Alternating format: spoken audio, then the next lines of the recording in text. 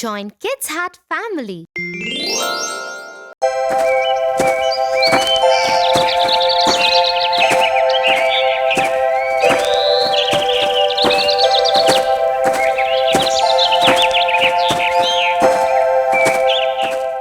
You know, my friend John stays with his cousins.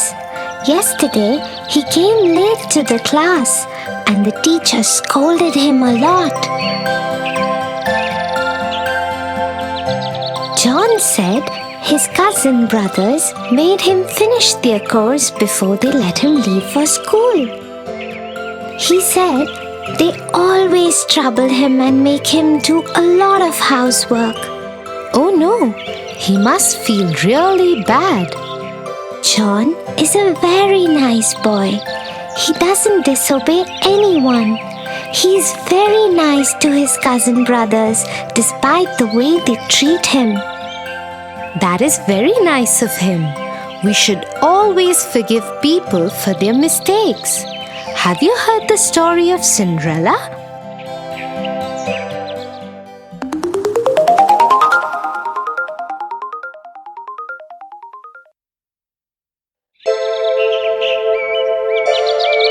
Once upon a time, there lived a young girl called Cinderella. Cinderella's mother had died, and so her father had married another woman who had 2 daughters.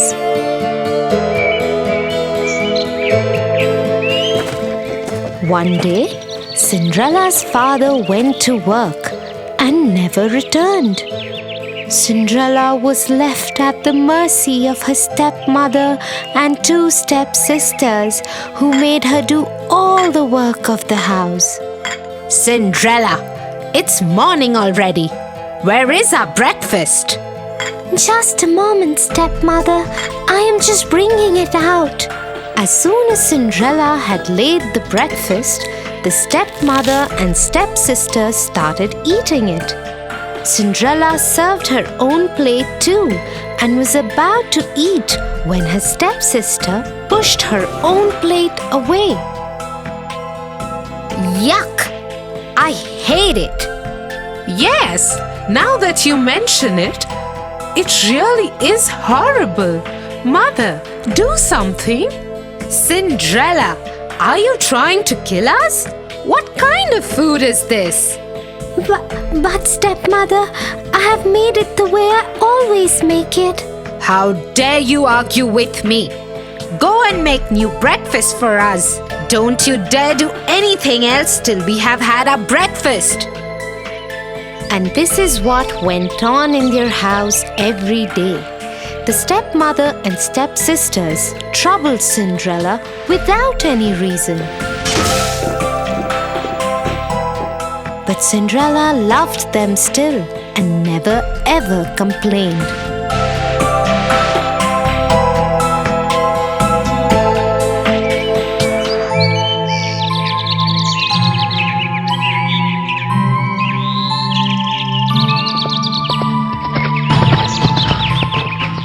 One day, an announcement was made in the village. Let everybody know. There will be a royal ball at the palace tomorrow night, and the king's son, Prince Charming, will marry a maiden from amongst the guests. Everybody from the village is invited. The whole village was excited. Even Cinderella's stepmother and stepsisters couldn't stop talking about it in the house. And that is how Cinderella found out about the ball. The royal ball! Prince Charming! The whole village is invited. I will finish my work quickly so we can all go together. Won't it be just wonderful? You! Who said anything about you going? You will stay here and polish our shoes till you can see your face in them. And so, with a heavy heart, Cinderella saw her stepmother and stepsisters dress up and leave for the royal ball the next day. Once they had left, she cried bitterly. Suddenly, her room lit up, and Cinderella saw the most beautiful fairy she could imagine. She held in her hand a delicate wand. Who are you? Get up, child. I am your fairy godmother. I am here to get you to the royal ball. Really? I never knew I had a fairy godmother. But how will I get to the ball? I don't have anything to wear. You don't worry about that, my child.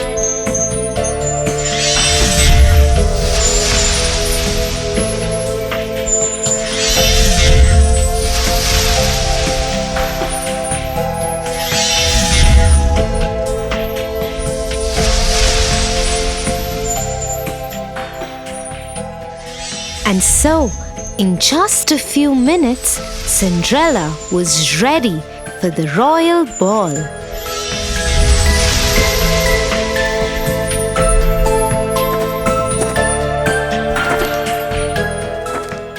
As she thanked her fairy godmother and got aboard the chariot, she received a word of caution from the fairy godmother. Remember to be back home at 12, otherwise the spell will wear off.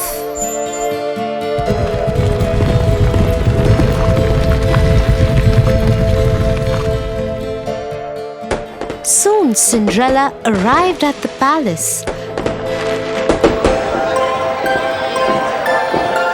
As she entered the great ballroom, everyone turned to look who this beautiful maiden was. Nobody could recognize her.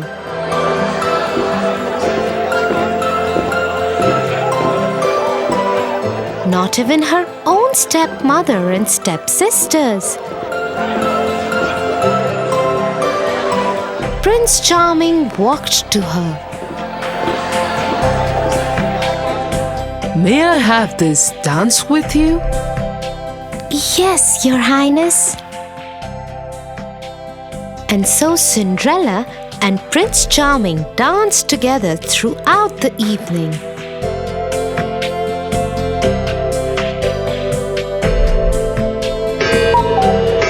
Till Cinderella heard the clock strike. Fairy godmother's words came back to her. She needed to get out of there before the clock struck 12. Without saying a word, she tore away from the prince's grasp and ran out of the palace. The prince ran after her. "Wait, wait! What is wrong? Why are you running? I don't even know your name." But Cinderella dared not wait or even look back. Her beautiful gown was already turning into rags again. Her hair was coming loose from the perfect bun that the fairy godmother had made for her. She didn't even stop when one of the glass slippers came off her foot and fell in the palace driveway. She ran out of the palace gates and vanished into the darkness on a path that led to her home. Once home, she went back to polishing the shoes that had been given to her and decided never to speak to anyone about the ball.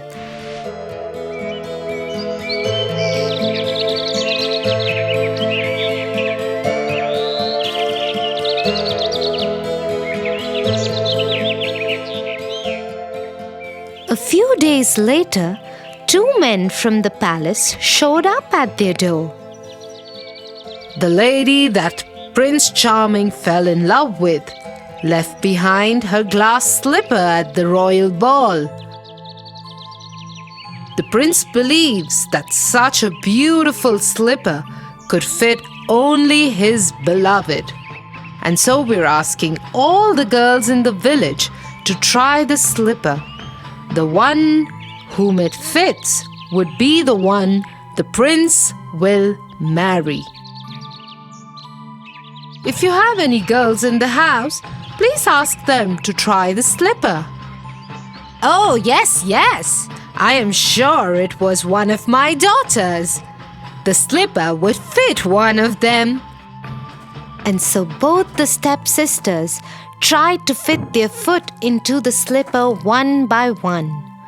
They pushed and pushed, but couldn't get their foot in. Looks like it wasn't your daughters after all. Is there any other young lady in the house? No, there isn't. You can leave. As the king's men made ready to leave, suddenly the door of the house was thrown open. And Prince Charming himself stood there. Who is this beautiful girl in the upstairs window? Madam, you have lied to us. I demand that the girl be called forth and try the slipper. Yes, but she is only a servant girl. Nevertheless, Cinderella! Cinderella! Come down here at once! Yes, stepmother. the moment Prince Charming saw Cinderella, he knew he had found his beloved. He took the slipper from the king's man and slipped it on to her foot himself. The slipper fit perfectly in a moment. Cinderella was once again transformed into the beautiful maiden from the night of the ball. Prince Charming took her to the palace with him.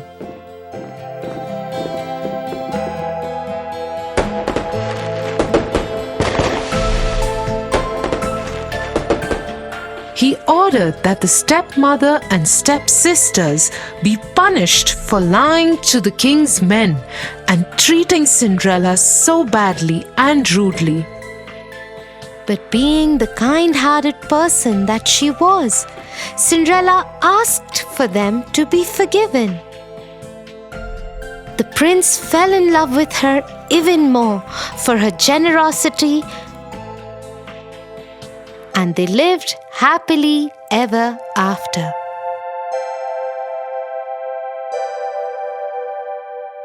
Wow, Tia, how wonderful is it to forgive people? Thank you for telling me this story. I will tell it to John too. I'm sure he will like it. Okay, shall we go home now? I think it's getting late.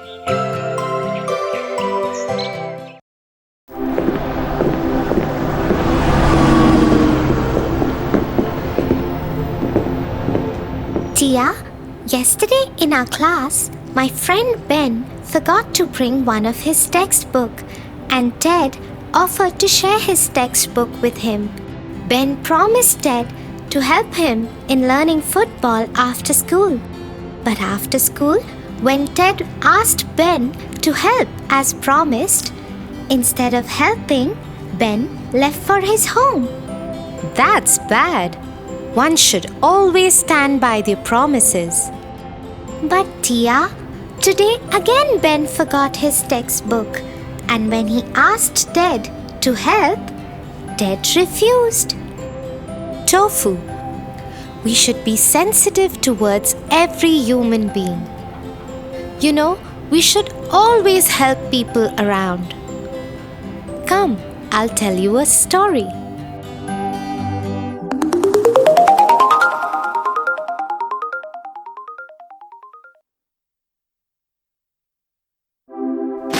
Once upon a time, there lived a beautiful princess in the kingdom of a very humble king. The princess was so pampered by her father that she turned out to be a little proud of the fact that she is a princess.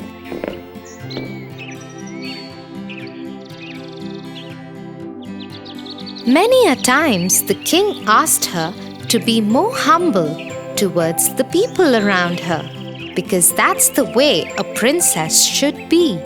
I know, my little princess, that you are my pampered child. But you should be little more empathetic towards other people. Everybody is same. It's just that some are fortunate, some are not. But the princess just ignored what her father had to say and went out to play with the golden ball that her father had gifted her on her birthday. She loved the ball, but no sooner had she started playing that her ball bounced and went into a pond. Oh God, my favorite golden ball! I would give anything to get back my favorite ball. Anything! Hearing the princess cry out loudly, a frog leaped up and sat on a lotus leaf and said, Princess, I just saw what happened. I will get the golden ball back for you. But you have to promise me something. How in the world did the slimy frog talk? The princess only wanted her ball back, so she hurriedly said yes. What is it that you want in return? I want you to take me back to your palace and pamper me. I would eat with you, play with you, and sleep in bed with you. The princess was horrified at the very idea and had no intention of doing any such thing. She agreed to the condition as she thought the frog would not be able to reach the palace on his own, and she had no intention of taking him along with her. She told him to hurry and get the ball back and waited with bated breath for her golden ball. The frog jumped into the pond and in no time at all came back with the golden ball. She took the ball from him and ran back to her palace as fast as she could. Princess, come back! You promised to take me with you. You can't break your promise. But the princess ignored to his calling and ran as fast as she could. She was relieved when she reached her room and soon forgot all about the frog.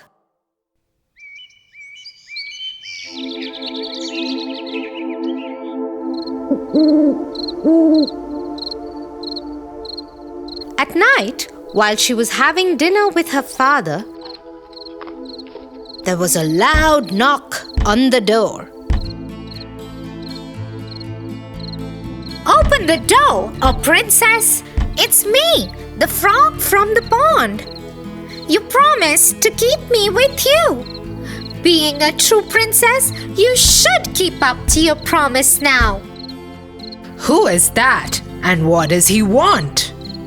The princess, being a little scared of her father, told him about the afternoon incidents.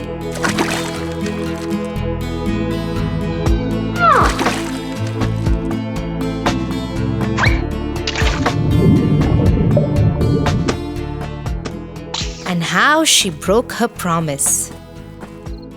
You are a true princess, my love, and you should keep up to your promise, no matter what. Feeling helpless, the princess opened the door and let the frog enter. He hopped on to the seat next to her and asked her to let him eat from her plate. The frog ate till his tummy was full.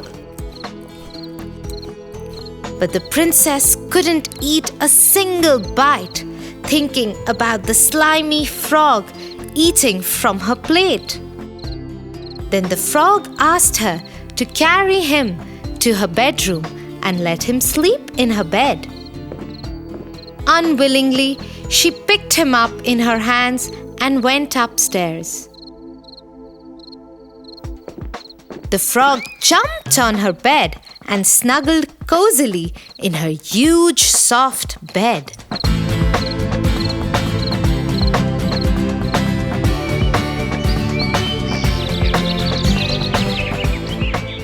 The next morning, the princess got up to find the frog missing from her bed.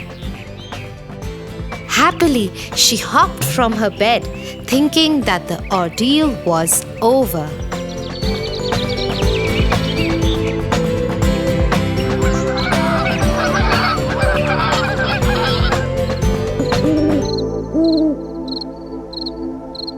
But as the night fell, the knock again happened.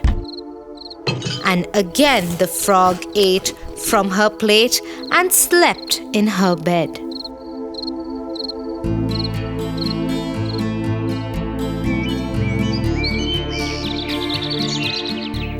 Feeling sad about sharing her food and bed, she went to her father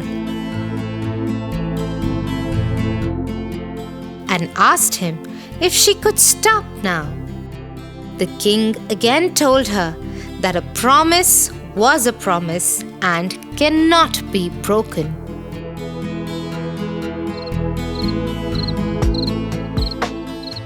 It was the third night when the frog came in again to eat and sleep in her bed.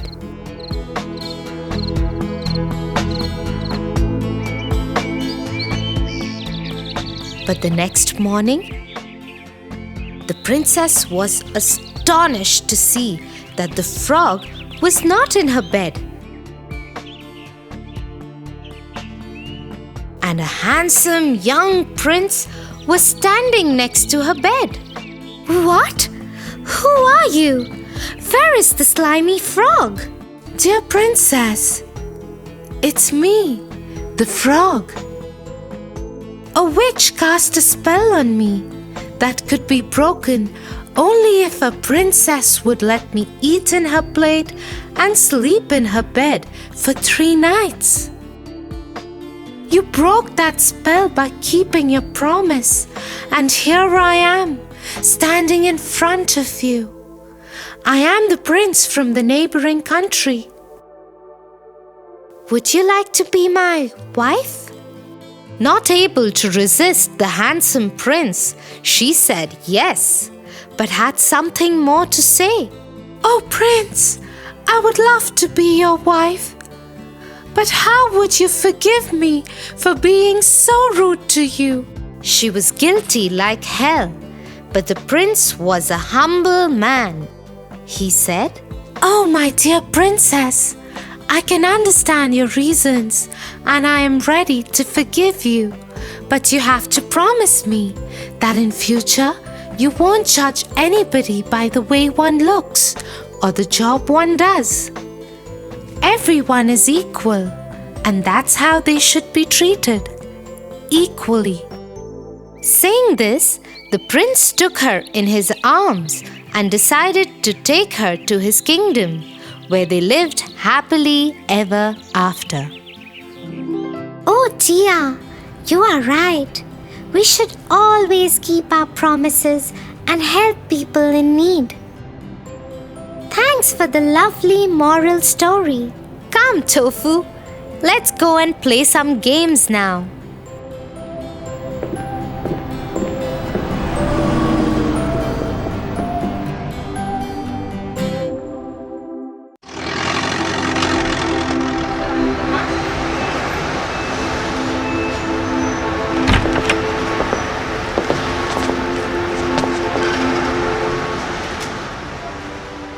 Look at that man, Tia.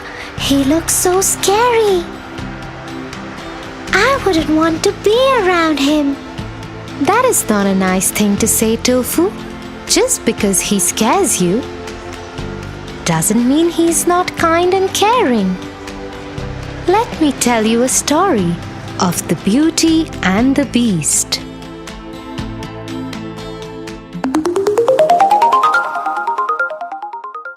The Beauty and the Beast.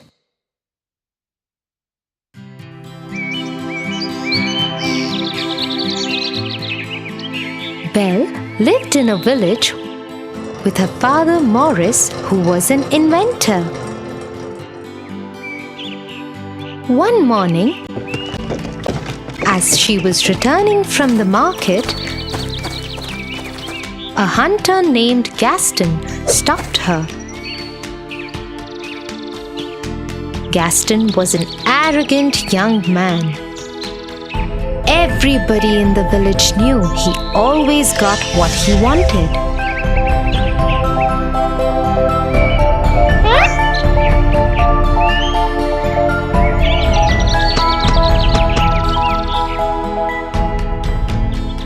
But no one ever dared stand up against him because his father was the village head. The only person who paid no attention to Gaston was Belle. But Gaston was obsessed with her and wanted to marry her. Belle, let me walk you home. Oh, Gaston, no, thank you. I can go home myself. I insist. I have to talk to your father about something important too. Belle continued walking, ignoring Gaston, who started walking with her.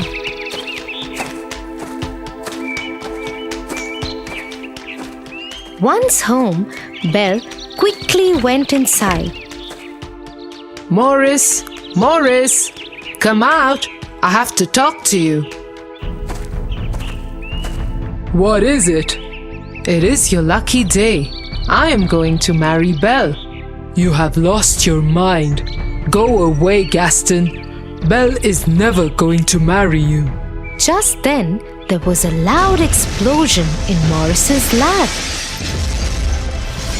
and he took off towards it. Belle also ran towards her father's lab. Seeing that there was no one he could push around, Gaston left.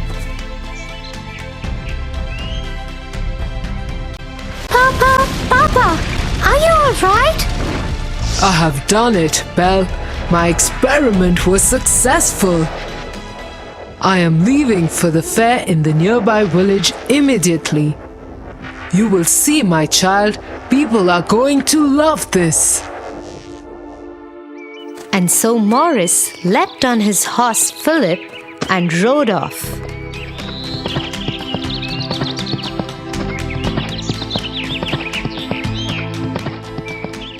But as he was crossing the forest, he got lost.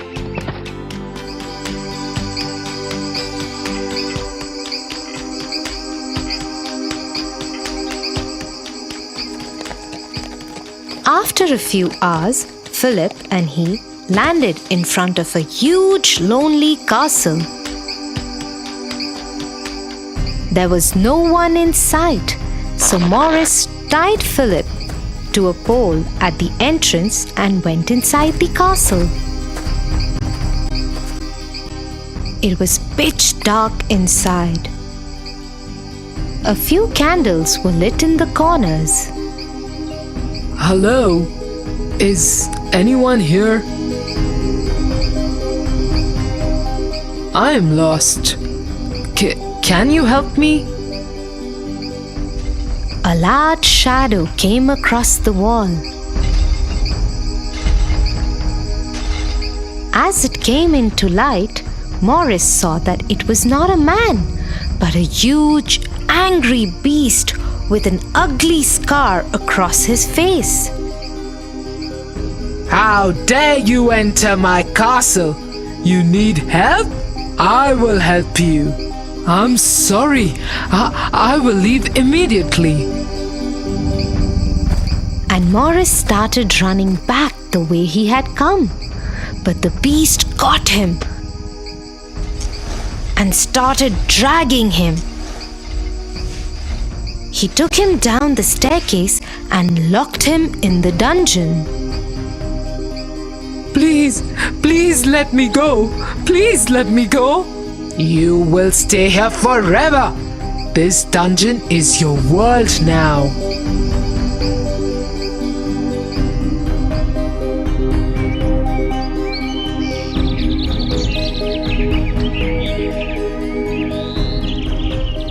A whole day had passed and Morris hadn't returned.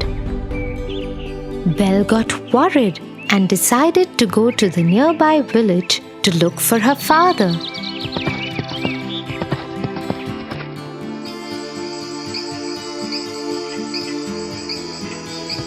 But she too got lost in the forest and landed up at the same castle. Philip was still there, tied to the pole. Belle decided to go inside, just in case her father was there. Hello? Papa?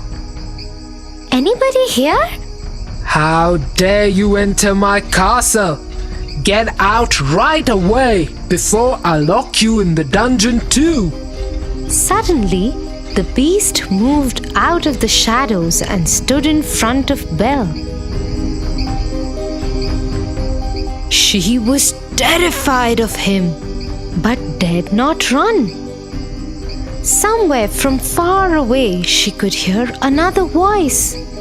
It was her father. Please, please let me go. Let me go, please. Open this door. Let me go, please. Do you have my father? Can you please let him go? Hey, what are you saying? I will stay instead of him. Please let him go. Hearing this, the beast took Belle's hand and dragged her up the stairs.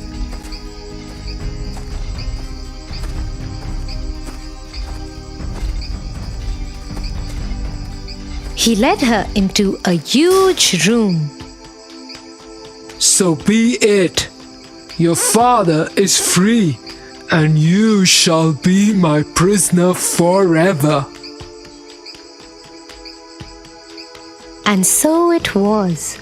No matter how much Morris protested, the beast threw Morris out of the castle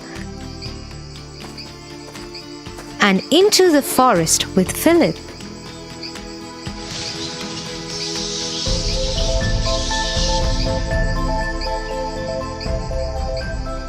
When dinner time came, Belle did not join the beast for dinner. Instead, she stayed in her room crying. The beast entered her room and said, If you are going to stay in this castle, you have to follow its rules. You are expected at dinner. Don't you dare miss it next time. You are a monster. You didn't even let me see my father one last time. Go away. I hate you. Seeing Belle heartbroken, the beast felt bad. He pulled out a hand mirror from his coat and gave it to her. In the mirror, she would be able to see whomever she wanted to see at that moment. Belle looked into the mirror and saw her father finally leaving from the castle and riding into the forest. But to her horror, she saw he and Philip had suddenly been attacked by a pack of wolves. She gave out a loud cry and ran downstairs out of the castle gates and towards her father. Soon, she found herself and her father Morris surrounded by ferocious wolves. Just as the wolves were about to attack Belle, a large paw grabbed one of them by the neck and threw it away. The wolves now turned on the beast, who had decided to follow Belle and help her save her father. The beast scared them off, but not before they had bit into his arm and injured Morris too. He put Morris on Philip, who took off riding as soon as his master was secure. The beast tried to walk towards the castle but fainted and fell.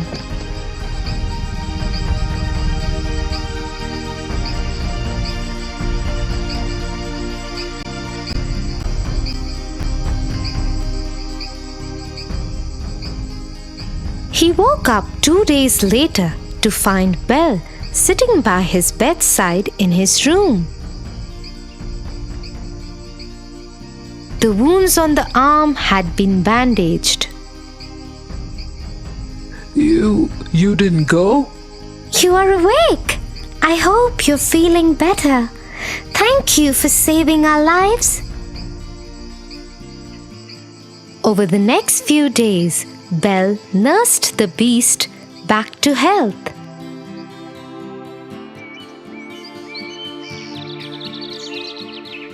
As they spent time together, Belle realized that he wasn't as mean as he appeared to be the first day they had met.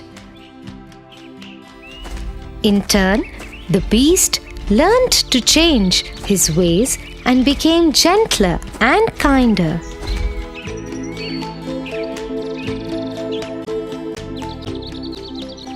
Soon they became very good friends. One day, Belle asked the beast if she could see her father in the mirror. The beast agreed and gave her the mirror. In the mirror, Belle saw all the villagers storming her house. They thought that Morris had gone mad and wanted to send him to the doctor.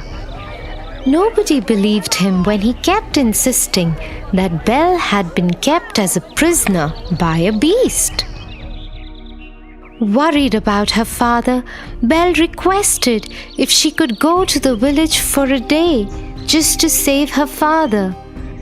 And though the beast knew that she might never return, he agreed.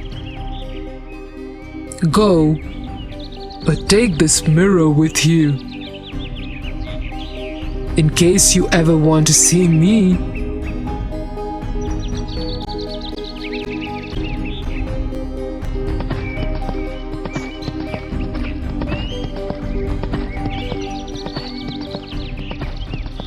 Once Belle reached her house, she stood between her father and the villagers and tried to explain the truth.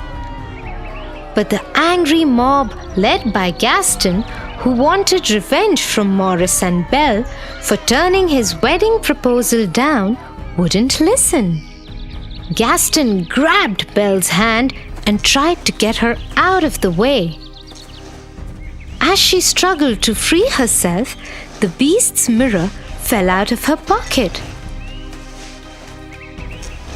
In it was the beast, looking right at them all. Goodness! She's shown the beast the way to the village. We must go and kill him before he comes here.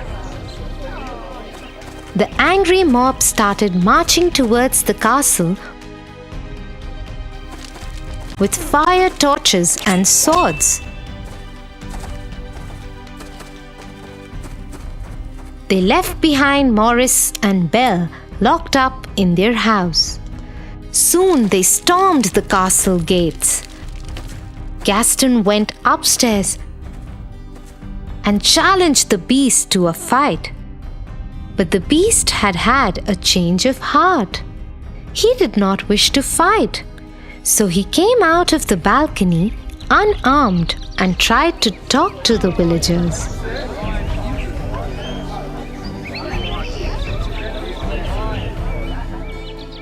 But Gaston wouldn't have it. He wanted to kill the beast, and so he attacked him. His sword pierced through the beast's stomach. Shocked, the beast swung his arm to protect himself. Scared, Gaston stepped backwards and fell off the balcony and died. Somehow, Belle had escaped from her house.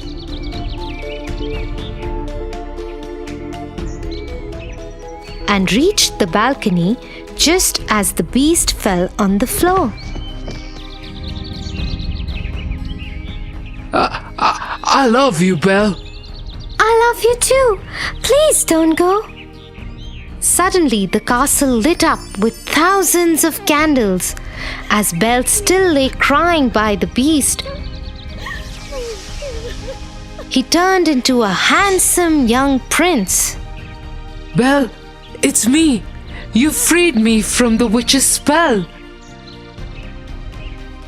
To break the spell, I had to love and win the love of another. You loved me even though I was a beast. You saved me, Belle. You saved me. It really is you?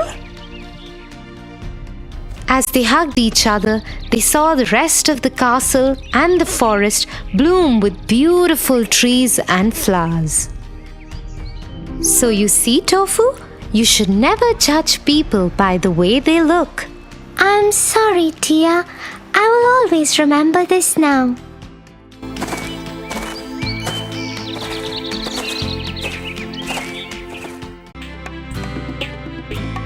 For your favorite rhymes, stories, and more, join Kids Hat family. Subscribe here.